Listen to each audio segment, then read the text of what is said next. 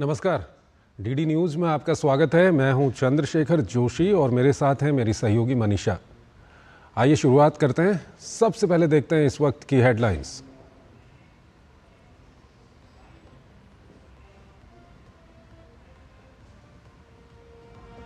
प्रधानमंत्री नरेंद्र मोदी ने पश्चिम बंगाल के मथुरापुर और ओडिशा के मयूरभंज, बालासोर में की जनसभा।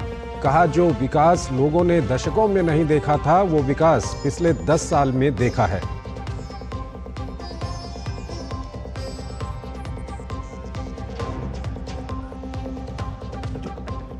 चौबीस की चुनौती में बीजेपी के स्टार प्रचारक अमित शाह यूपी में तो जेपी नड्डा झारखंड और पश्चिम बंगाल में संभाल रहे हैं कमान। नितिन गडकरी की हिमाचल में हुंकार।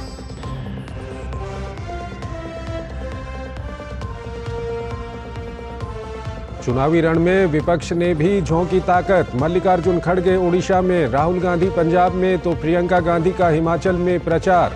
वहीं अखिलेश यादव की यूपी के रॉबर्ट्सगंज में जनसभा।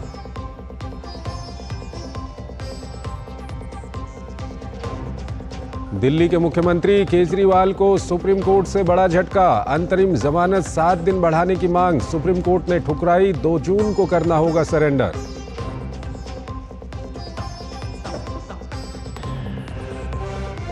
भीषण गर्मी से झुलस रहे राज्यों के लिए अच्छी खबर। मौसम विभाग का अनुमान, अगले 24 घंटे में केरल में दस्तक दे सकता है मॉनसून। फिलहाल आज पश्चिमी राजस्थान, पंजाब, हरियाणा, उत्तर प्रदेश, मध्य प्रदेश के लिए रेड अलर्ट। केरल के 5 जिलों में बारिश का ऑरेंज अलर्ट।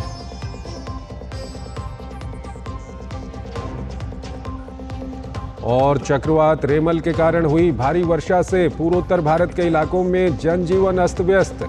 मिजोरम में भूस्खलन से मरने वालों की संख्या बढ़कर हुई 28। वहीं बारिश के कहर से असम में 3 और मेघालय में 1 की मौत।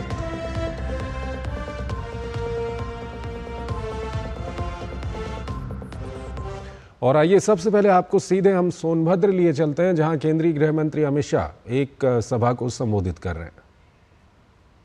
कि सरकार ने काम शुरू किया है और मैं वादा कर कर जाता हूं, मोदी जी को तीसरी बार प्रधानमंत्री बना दो। अगले चुनाव के पहले सबको वन अधिकार पट्टा अपने घर पर मिल जाएगा। भाइयों बहनों, मिल जाएगा। अवैध खनन, सपा ने यहां पर अवैध खनन कर कर आदिवासियों का हक छीनने का काम किया और मोदी जी ने डिस्ट्रिक्ट मिनरल फंड बनाया। डिस्ट्रिक्ट मिनरल फंड से जो खनिज यहां से निकलता था, इसका एक हिस्सा मेरे आदिवासी भाइयों बहनों के लिए रिजर्व करने का काम नरेंद्र मोदी जी ने किया। सपा की सरकार में कन्हर परियोजना दशकों तक रुकी। इरिगेशन के लिए महत्वपूर्ण कन्हर परियोजना भी भारतीय जनता पार्टी ने समाप्त कर कर आदिवासी के खेत में पानी पहुंचाने का काम भाजपा ने किया। और सोनभद्र वालों, सबसे महत्वपूर्ण बात, ये पूरा क्षेत्र उत्तर प्रदेश, छत्तीसगढ़, मध्य प्रदेश के सीमांत क्षेत्र, यहां पर नक्सलवाद फला फूला था। मोदी जी ने पूरे देश से नक्सलवाद को समाप्त कर कर आदिवासी क्षेत्र में विकास करने का काम अगर किसी ने किया तो हमारे नेता नरेंद्र मोदी जी ने किया। भाइयों बहनों, 6-7 साल पहले की बात है। मैं 2013 में आया था। 6-7 साल पहले मिर्जापुर और सोनभद्र में पेयजल मिलना, शुद्ध पानी पीना बड़ा चक्कर था। घड़ा लेकर ये माताएं बहनें दूर दूर तक जाती थी। अब 3 साल में अभी भी कई लोगों के घर में नल से जल पहुंचा है, मगर 3 साल में बहनों आपके घर में नल से जल पहुंचाने का काम भारतीय जनता पार्टी पूरा करने वाली है, पूरा करने वाली। भाइयों बहनों, सोनभद्र के साथ पहले सौतेला व्यवहार होता था। यहां पर ओबरा और अनपरा में कितनी सारी बिजली उत्पन्न होती थी, मगर हमारे सोनभद्र को नहीं मिलती थी। आज नरेंद्र मोदी जी ने घर घर पर बिजली पहुंचाने का काम नरेंद्र मोदी जी ने किया है, नरेंद्र मोदी जी ने। और सबसे बड़ा काम, 500 साल से देश और दुनिया के सारे लोग राम भक्त राह देख कर बैठे थे कि राम लल्ला टेंट से भव्य मंदिर में विराजे। ये कांग्रेस पार्टी और समाजवादी पार्टी इसको रोक कर रखी थी। कार सेवकों पर गोली चलाने का काम इस समाजवादी पार्टी ने किया था, और नरेंद्र मोदी जी ने 5 साल में केस भी जीता, भूमि पूजन भी किया और प्राण प्रतिष्ठा कर कर जय श्री राम कर दिया। मेरे आदिवासी भाइयों बहनों, भगवान राम ने सबरी के झूठे बेर खाए। भगवान राम ने गुराज को, निषाद राज को गले लगाने का काम किया। वही भगवान राम को प्रतिष्ठित करने का काम हमारे नरेंद्र मोदी जी ने किया, नरेंद्र मोदी जी। भाइयों बहनों, ये चुनाव जो है राम भक्तों पर गोली चलाने वाले और राम मंदिर बनाने वालों के बीच में है।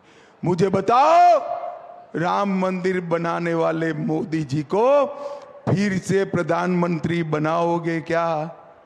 जोर से बोलो, बनाओगे क्या? कैसे बनाओगे भाई?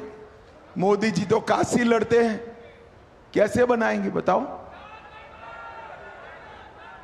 ना भाई ना, मैं एक रास्ता बताओ। हमारे मोदी जी की प्रतिनिधि यहां बहन रिंकू जी है, इनका तो अमित शाह को आप सुन रहे थे, और आइए अब शुरुआत करते हैं 24 की चुनौती की।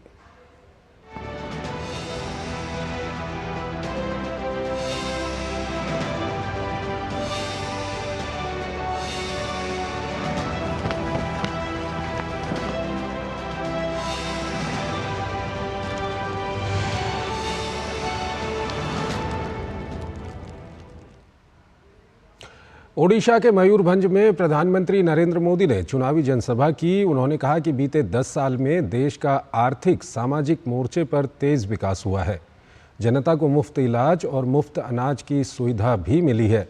अब देश ने ठान लिया है कि तीसरी बार भी वो पूर्ण बहुमत की सरकार बनाने जा रहे हैं। 5 दशक के बाद लगातार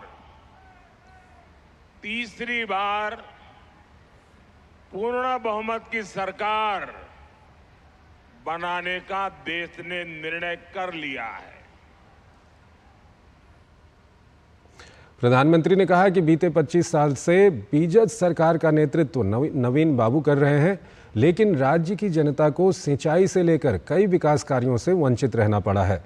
उन्होंने विश्वास जताया कि जनता राज्य में भाजपा को चुनने जा रही है और 10 जून को भाजपा का मुख्यमंत्री शपथ लेगा। तब नवीन पटनायक की गिरती सेहत और उसके पीछे की साजिश के अंदेशे का पर्दाफाश होगा। सवाल ये कि नवीन बाबू की तबीयत खराब होने के पीछे क्या कोई षड्यंत्र है क्या? ये उड़ीसा के लोगों को जानने का अधिकार है। कहीं इसमें उस लॉबी का तो हाथ नहीं है ना, जो नवीन बाबू के नाम पर पर्दे के पीछे उड़ीसा में सत्ता भोग रहे हैं। इस रहस्य से पर्दा उठना जरूरी है। उठना चाहिए ना? पर्दा उठना चाहिए ना? पर्दा उठना चाहिए ना? इसका पर्दा उठना चाहिए, इसकी जांच आवश्यक है।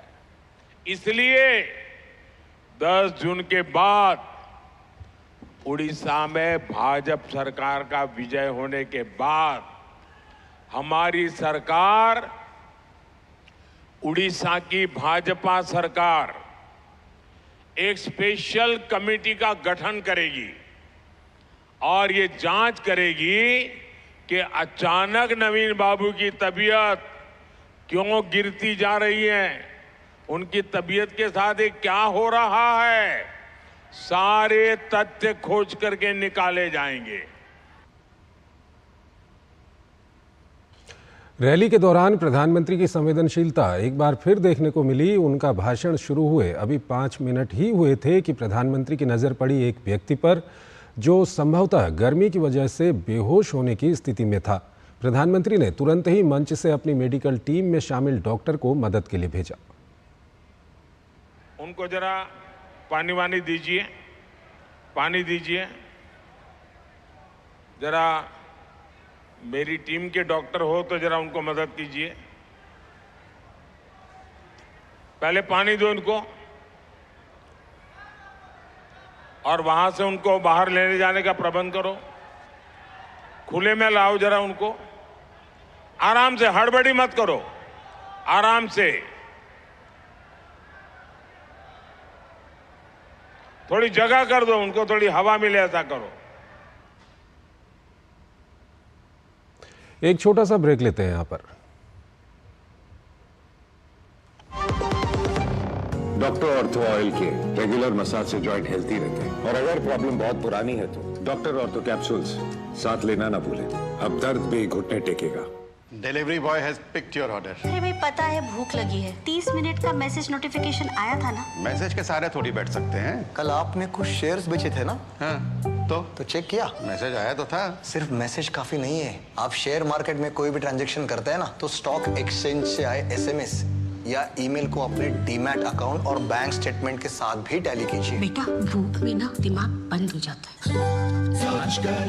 समझ कर इन्वेस्ट कर। स्वागत है आपका ब्रेक के बाद। केंद्रीय गृह मंत्री अमित शाह ने उत्तर प्रदेश के महाराजगंज में जनसभा को संबोधित करते हुए विपक्ष पर निशाना साधा।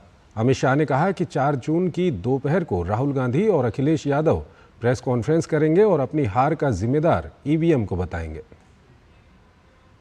तारीख को सब लोग याद कर लेना, 4 को काउंटिंग है।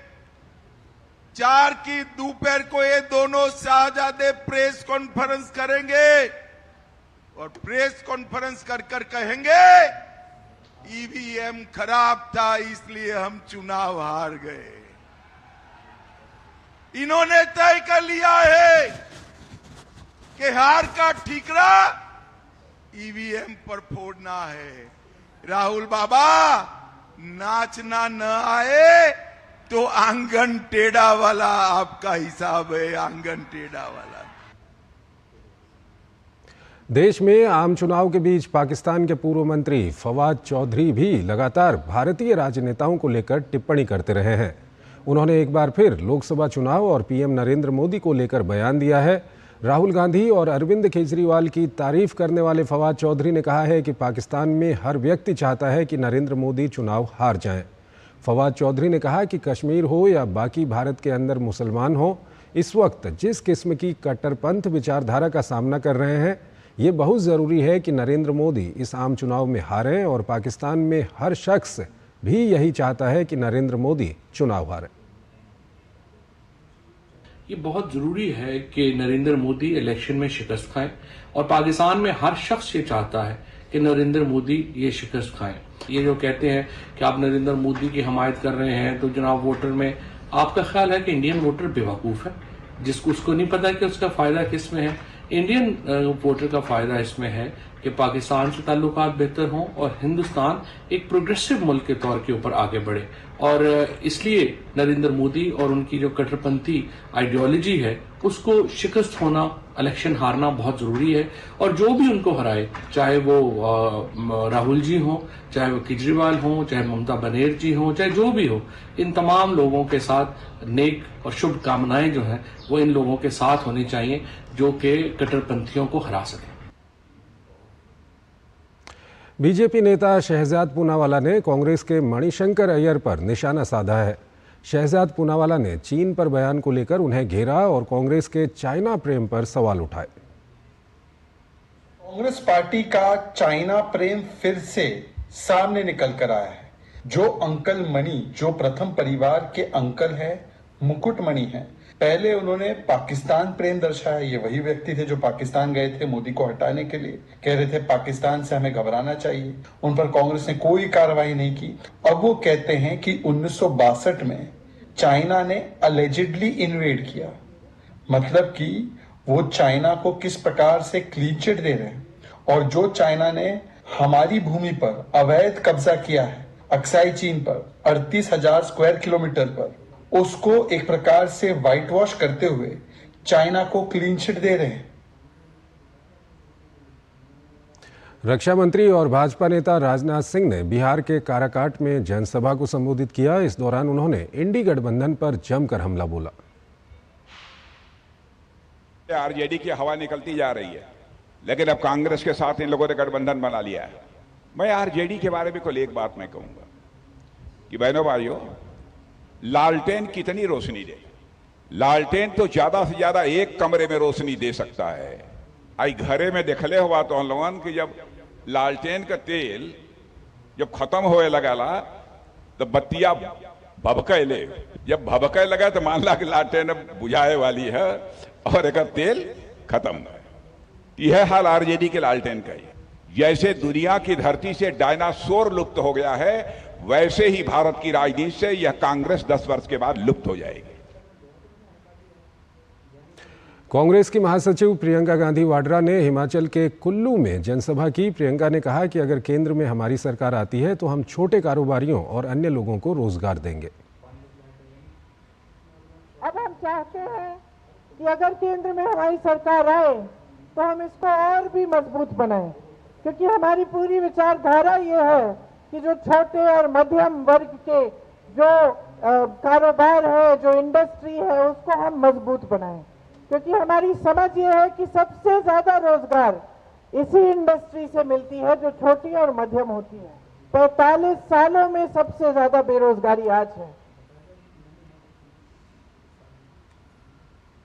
तो 24 की चुनौती में फिलहाल इतना ही।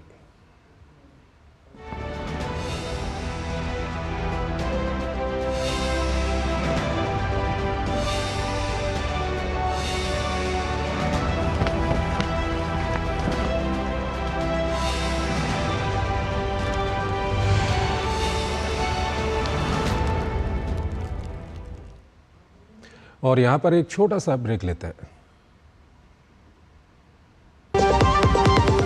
तुम्हें पता है इन्वेस्टर्स के लिए एक इन्वेस्टर प्रोटेक्शन फंड होता है, IPF। लेकिन अगर तुम्हारा ट्रेड एक्सचेंज पर एग्जीक्यूट नहीं हुआ या फिर कोई गारंटीड रिटर्न्स वाली स्कीम है तो ये IPF आपकी मदद नहीं कर सकता है। और अगर आपका ब्रोकर ही डिफॉल्टर बन जाए तो फिर IPF आपको कॉम्पेंसेशन दिला सकता है। कहां से सीखा? NSE की साइट पर। सोच कर समझ कर इन्वेस्ट कर। 3 करोड़ बहनों को लखपति दीदी बनाएंगे, ये है मोदी की गारंटी।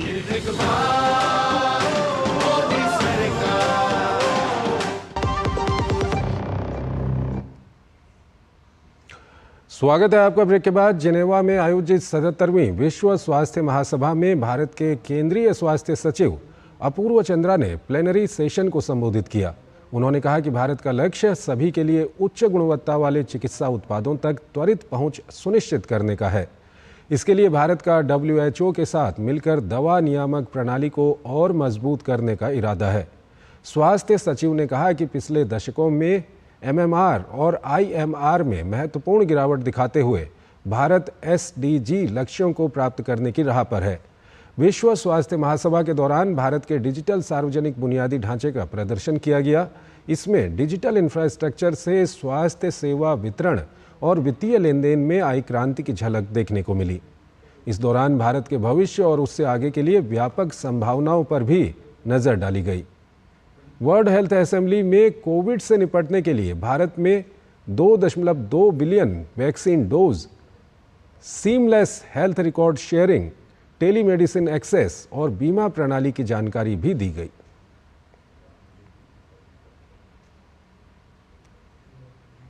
राजद्रोह और यूएपीए के तहत गिरफ्तार शर्जील इमाम को दिल्ली हाईकोर्ट ने जमानत दे दी है।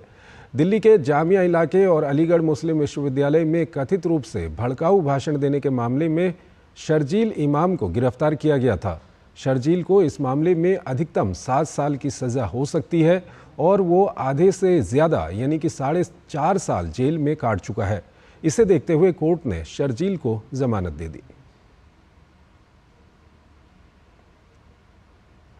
फिलहाल इस समय देश के कई हिस्सों में भीषण गर्मी का कहर जारी है। विशेषकर देश के उत्तर पश्चिमी क्षेत्रों में गर्मी के सभी पुराने रिकॉर्ड टूट रहे हैं।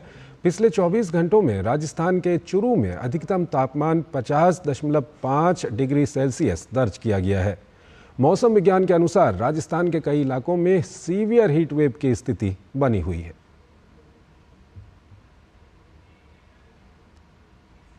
वहीं दिल्ली में गर्मी ने अपने सारे रिकॉर्ड तोड़ दिए हैं। उत्तर पश्चिम दिल्ली के मुंगेशपुर में आज अधिकतम तापमान 52.3 डिग्री दर्ज किया गया। राजधानी में यह अब तक का सबसे अधिक तापमान है।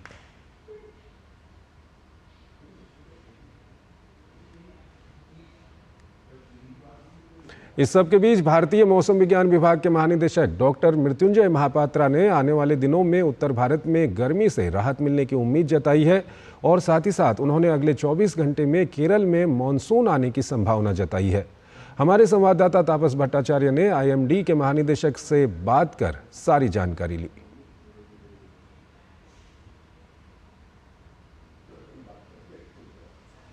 और आइए आपको उड़ीसा के केंद्रपाड़ा लिए चलते हैं, जहां पर प्रधानमंत्री नरेंद्र मोदी एक सभा को संबोधित कर रहे हैं। कह रहा हूं क्योंकि 4 जून के बाद उड़ीसा विकास के एक नए सफर पर निकलने वाला है। और आज मैं आपके बीच आया हूं, इस पवित्र भूमि पर आया हूं, तो एक चीज देने के लिए आया हूं और एक लेने के लिए आया हूं। जो लेने के लिए आया हूं वो आपने मुझे देना पड़ेगा और जो देने के लिए आया हूं वो मैं आपको बता दूंगा। बताऊं? जो लेने के लिए आया हूं आप देंगे? देखिए, सबसे पहले मैं लेने वाली बात कर दूं। मैं आप सबसे आशीर्वाद लेने के लिए आया हूं।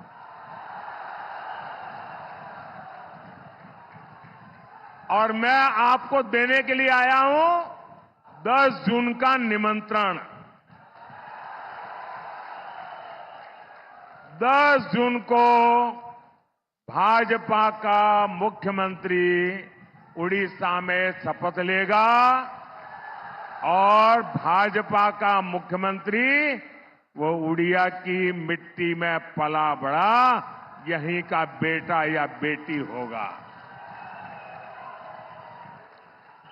साथियों, उड़ीसा उस टोली से मुक्ति चाहता है जो उड़ीसा सरकार और उड़ीसा की संस्कृति पर कब्जा करना चाहती है।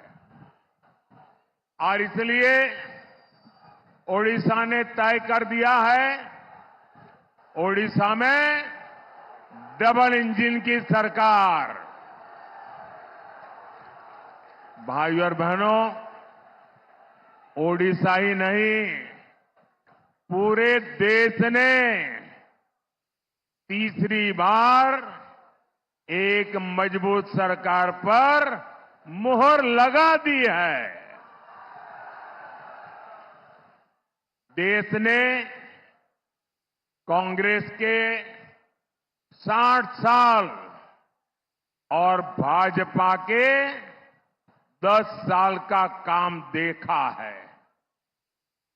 10 साल पहले तक भारत में दुनिया के सबसे बड़े घोटालों की खबरें आती थी, लेकिन हमारे 10 साल में सबसे बड़े और सबसे ऊंचे निर्माण की खबरें आती है। आज दुनिया की सबसे ऊंची प्रतिमा स्टैच्यू ऑफ यूनिटी भारत में है। आज दुनिया की सबसे बड़ी ऑफिस बिल्डिंग भारत में है। एशिया के सबसे बड़े समुद्र सेतु में से एक अटल सेतु आज भारत में है। दुनिया की सबसे ऊंची टनल में से एक अटल टनल आज भारत में है। 10 साल में हमने नया संसद भवन बना करके देश को अर्पित किया है। 10 साल में हमने शहीदों के लिए नेशनल वॉर मेमोरियल बनाया। कुछ लोगों को लगता होगा Modi ji national war memorial मतलब क्या है? देश आजाद होने के बाद और खास करके 62 की लड़ाई के बाद हमारे देश की सेना बार बार मांग कर रही थी कि जो वीर जवानों ने बलिदान दिए हैं, हमारा देश का अपना एक शहीद स्मारक होना चाहिए, वॉर मेमोरियल होना चाहिए। आजादी के 70 साल बीत गए, जिनके दिल दिमाग में सेना के प्रति घोर नफरत पड़ी है, उस कांग्रेस ने वॉर मेमोरियल नहीं बनाया।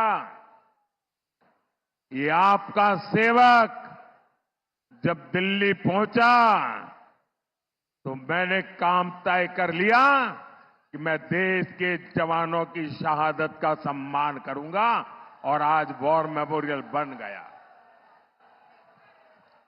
10 साल में हमने बाबा साहब आम्बेडकर को समर्पित पंचतीर्थ बनाए। 10 साल में हमने भगवान बिरसा मुंडा का स्मारक बनाया। हमने दिल्ली में कर्तव्य पथ पर नेताजी सुभाष चंद्र बोस की प्रतिमा स्थापित की। हमने अंडमान के द्वीपों के नाम देश के परम वीर चक्र विजेताओं के नाम पर रखे। इन्हीं 10 सालों में देश को राष्ट्रीय शिक्षा नीति मिली। इन्हीं 10 सालों में अंग्रेजों की बनाई दंड संहिता की जगह भारतीय न्याय संहिता मिली। भाई और बहनों, ये लिस्ट बहुत लंबी है, लेकिन जो मैं बता रहा हूं ना, ये तो ट्रेलर है, ट्रेलर।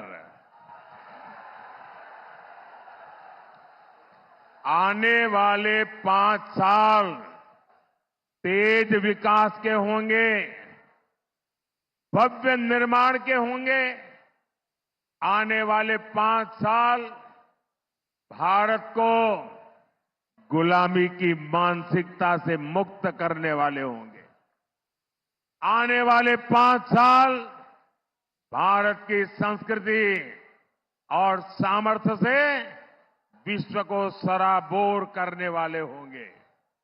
भाइयों और बहनों, 4 जून के बाद जो 6 महीने हैं, उसमें देश विकास की एक नई रफ्तार पकड़ेगा।